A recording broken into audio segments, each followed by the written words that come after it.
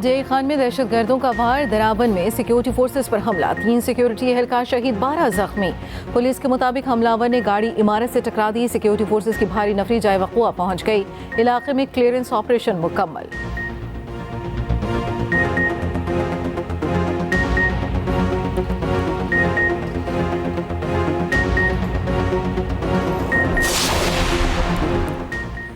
जुल्फ़िकार भुट्टो फांसी case, supreme court में सदारती reference की समाअत कुछ देर में शुरू होगी। चीफ जस्टिस काजी फाइज ईसा की सरबराही में लार्जर बेंच समाअत करेगा। रेफरेंस की कार्रवाई सुप्रीम कोर्ट की वेबसाइट पर बराह रास्त नशर होगी।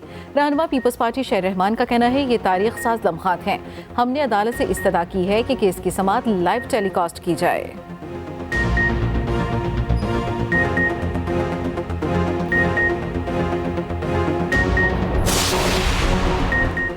अल अजीज़िया रेफरेंस में अपीलों पर समाअत, साबिक वज़ीर आज़म नवाज शरीफ कुछ देर तक इस्लामाबाद हाई कोर्ट में पेश होंगे। उधर शहबाज शरीफ और हमजा शहबाज के खिलाफ रमज़ान शुगर मिल रेफरेंस की समाअत 12 जनवरी तक मुलतवी।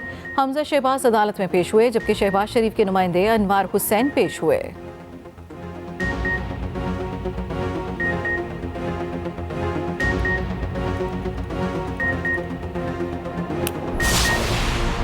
इलेक्शन कमीशन ने आम इंतखाबात के लिए रिटर्निंग अफसरान तैनात कर दिए। उधर इलेक्शन कमीशन सिंध एजाज अनवर चौहान का बलूचिस्तान तबादला। इलेक्शन कमिश्नर बलूचिस्तान शरीफुल्लाह सिंध में तैनात।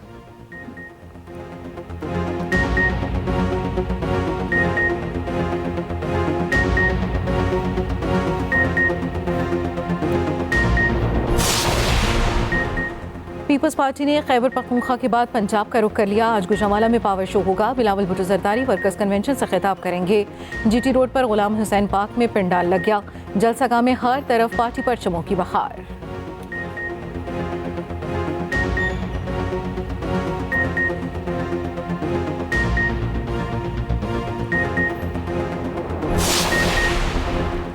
पाकिस्तानी क़यादत के इंतखाब में हमारा कोई किरदार नहीं। हम पाकिस्तानी अवाम के मुंतखब क़यादत के साथ बातचीत करते हैं। तर्जुमान अमरीकी महकमे ख़ारजा की न्यूज़ ब्रीफिंग।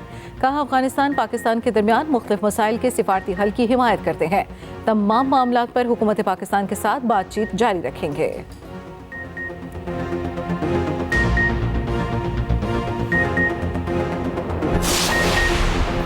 गजा में इसराइल की वहशियाना कार्रवाइयाँ जारी। 24 घंटों के दौरान शदीद बमबारी से मजीद 200 फ़लस्तीनी शहीद। मजमूई तौर पर शहीद होने वाले फ़लस्तीनियों की तादाद 18,000 से ज़ायद हो गई। दूसरी जानिब अमरीका इसराइली जारियत की हिमायत में पेश। जो बाइडन का कहना है, हर फोरम पर इसराइल की हिमायत जारी रहेगी। अक़वाम मुत्तहिदा की जनरल कौंसिल में फौरी जंगबंदी के लिए वोटिंग आज होगी।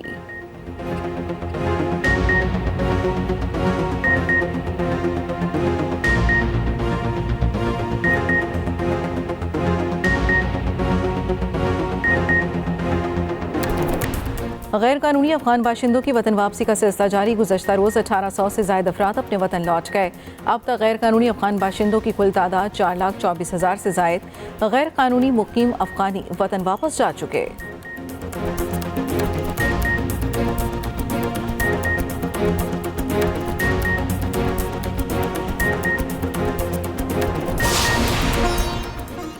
पंजाब और सिंध के मैदानी इलाके धुंध की लपेट में। Motorway M2 Lahore M3 Faizpur से कई घंटों की बंदिश के बाद ट्रैफिक के लिए खोल दी गई।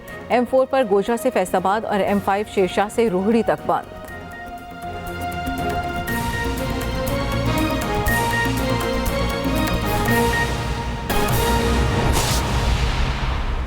अहम खबर, जुल्फ़िकार भुट्टो फांसी केस, फैसले के खिलाफ सदारती रेफरेंस पर 11 साल बाद समाअत कुछ देर में होगी। रेफरेंस की कार्रवाई सुप्रीम कोर्ट की सरकारी वेबसाइट पर बराह रास्त नशर होगी। एलामिया जारी कर दिया गया है। चीफ जस्टिस काजी फाइज ईसा की सरबराही में 9 रुकनी लार्जर बेंच 11:30 बजे समाअत करेगा। रजिस्ट्रार सुप्रीम कोर्ट ने केस के फरीक़ैन को नोटिस जारी कर रखा है। साबिक सदर आसिफ जरदारी ने अप्रैल 2011 में सदारती रेफरेंस सुप्रीम कोर्ट में दायर किया था। जुल्फ़िकार भुट्टो से मुतल्लिक सदारती रेफरेंस पर अब तक सुप्रीम कोर्ट में 6 समाअतें हो चुकी हैं। जुल्फ़िकार भुट्टो फांसी केस, फैसले के खिलाफ सदारती रेफरेंस पर 11 साल बाद समाअत कुछ देर में होगी। रेफरेंस की कार्रवाई सुप्रीम कोर्ट की सरकारी वेबसाइट पर बराह रास्त नशर होगी। एलामिया जारी कर दिया गया है। चीफ जस्टिस काजी फाइज ईसा की सरबराही में 9 रुकनी लार्जर बेंच 11:30 बजे समाअत करेगा। रजिस्ट्रार सुप्रीम कोर्ट ने केस के फरीकैन को नोटिस जारी कर रखा है। साबिक सदर आसिफ जरदारी ने अप्रैल 2011 में सदारती रेफरेंस सुप्रीम कोर्ट में दायर किया था। जुल्फिकार भुट्टो से मुतालिक सदारती रेफरेंस पर अब तक सुप्रीम कोर्ट में 6 समाअतें हो चुकी हैं और आज एक बार फिर जुल्फिकार भुट्टो फांसी केस पर फैसले के खिलाफ सदारती रेफरेंस पर 11 साल बाद समाअत कुछ देर में होगी। मजीद तफसील जानने के अपने नुमाइंदे जहांज़ेब अब्बासी से। जहांज़ेब, अब तक की सूरत हाल बताइएगा। देखिए, बहुत अहम केस है जिसके ऊपर आज समाअत होने जा रही है। चीफ जस्टिस काजी फाइज ईसा की सरबराही में लार्जर बेंच जो भुट्टो का सदारती रेफरेंस है उसके ऊपर समाअत करने जा रहा है। एक तवील वक्त के बाद ये समाअत इसका दोबारा आगाज़ होने जा रहा है। बुनियादी तौर के ऊपर साबिक सदर आसिफ अली जरदारी की जानिब से ये रेफरेंस सुप्रीम कोर्ट में भिजवाया गया था और उसमें जो 5 सवालात उठाए गए थे उसमें बुनियादी सवाल जो है वो ये भी है कि क्या जुल्फिकार अली भुट्टो का अदालती कत्ल किया गया है। अब इस मामले के ऊपर सुप्रीम कोर्ट ने एक बेंच तश्कील दे दिया है और जो कोर्ट प्रोसीडिंग है इसको सुप्रीम कोर्ट की वेबसाइट के ऊपर भी अपलोड किया जाएगा थ्रू यूट्यूब या थ्रू सुप्रीम कोर्ट लिंक के ज़रिए भी इस पूरी कोर्ट प्रोसीडिंग को देखा जा सकता है। और सबसे अहम बात यह है कि पाकिस्तान पीपल्स पार्टी की जानिब से भी एक दरख्वास्त जो है वो जमा करवाई गई थी, दायर की गई थी और उसमें यही मौक़िफ़ इख्तियार किया गया था कि इस रेफरेंस पर जो कार्रवाई है इसको लाइव दिखाया जाए। पाकिस्तान की जुडिशल हिस्ट्री का ये एक बहुत अहम केस है।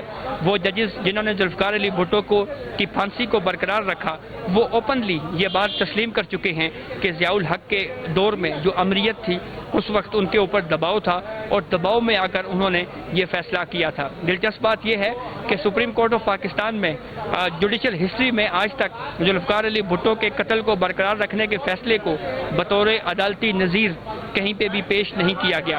हत्ता कि अगर किसी ने इसको अदालती मिसाल के तौर के ऊपर अगर पेश करने की कोशिश की तो जजेस ने उसको हमेशा रोका। बहुत अहम केस है जिसकी अब से थोड़ी ही देर बाद इस पर समाअत होने जा रही है। जी ठीक है जहांज़ेब अब्बासी, हम इस समाअत का कुछ पस मंज़र भी जानना चाहेंगे। देखें, साबिक सदर आसिफ अली जरदारी ने 2011 में जब वो सदर मुमलिकत थे उन्होंने रेफरेंस भेजा था सुप्रीम कोर्ट में और 5 बुनियादी सवालात पूछे गए थे जिसमें से एक सवाल ये भी था कि जुल्फिकार अली भुट्टो के कत्ल को या जुल्फिकार अली भुट्टो की फांसी को जो बरकरार रखने का फैसला दिया गया है क्या ये फैसला तमाम हाई कोर्ट्स के ऊपर बाइंडिंग है और क्या जुल्फिकार अली भुट्टो का अदालती कत्ल किया गया था। ये वो तमाम सवालात थे जिसके ऊपर जो है वो सुप्रीम कोर्ट ऑफ पाकिस्तान ने कुछ प्रोसीडिंग्स की 3 या 4 समाअतें इसके ऊपर हुई, फिर उसके बाद प्रोसीडिंग रुक गई थी। अब 12 साल के बाद जो है वो दोबारा चीफ जस्टिस काजी फाइज ईसा की जानिब से जो है वो इस केस को टेकअप किया गया है और चीफ जस्टिस काजी फाइज ईसा ओपन कोर्ट में भी ये कह चुके हैं कि जुल्फिकार अली भुट्टो के अलावा जितने भी और इस तरह के केसेस जिसमें मिलिट्री कोर्ट्स में जिसमें जो फौजी अमरीत को जायज़ करार दिया हमें पब्लिकली उनके ऊपर माफ़ी मांगनी चाहिए। तो अब एक तरह से इसका फैसला जो भी आएगा उसमें एक चीज़ तो क्लियर है। बहुत शुक्रिया जहांज़ेब अब्बासी अपडेट करने के लिए। इस बारे में मज़ीद तफसीलात आपसे जानते रहेंगे।